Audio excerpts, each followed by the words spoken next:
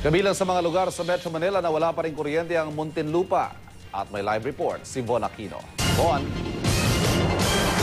Yes, Ivan, marami pa nga rin ang walang kuryente dito sa Muntinlupa City at sa pag-ikot natin kagabi ay kinumusta natin ang sitwasyon ng mga residente at ilang negosyo dito.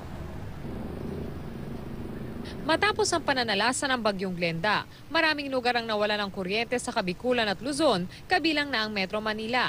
Sa aming pag-iikot dito sa ilang lugar sa Muntinlupa City na 2 araw nang walang kuryente, nagtanong-tanong kami sa ilang tindahan upang alamin ang lagay ng kanilang negosyo.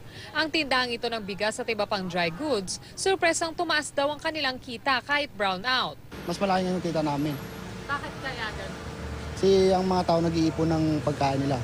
Kaya maaga pa lang nagpupuntahan sila. Mabili raw sa mga customer ang mga instant noodles, delata at kandila. Sa grocery store ngang ito, may karatula pang ubos na ang kanilang tindang kandila at wala na ring ibinibentang tube ice. At para makatipid ang mismong tindahan, improvise na pampailaw naman ang kanilang gamit.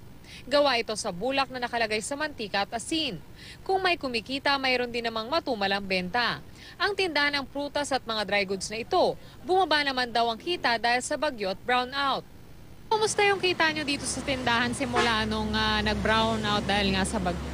Medyo, yun nga, medyo bumaba yung mga tao, parang takot pa lumabas sa mga bahay. Sa Barangay Kupang, ang ilang residenteng walang kuryente, sa labas ng bahay na lamang muna nagpapalamig. Pagkatapos na lahat sa labas na. Dito lang muna, ganyan. Sa Barangay Hall naman ng Alabang, bagamat brown out, tinabutan pa namin may nagpapablotter. Kaya pahirapan sa pag-asikaso sa kanila na hindi naman pwedeng itaboy. Ayan po ang ginagamit ko pagka ganitong brownout, pang-blatter, para makapagsulat ako kung ano man yung problema ng mga may problema.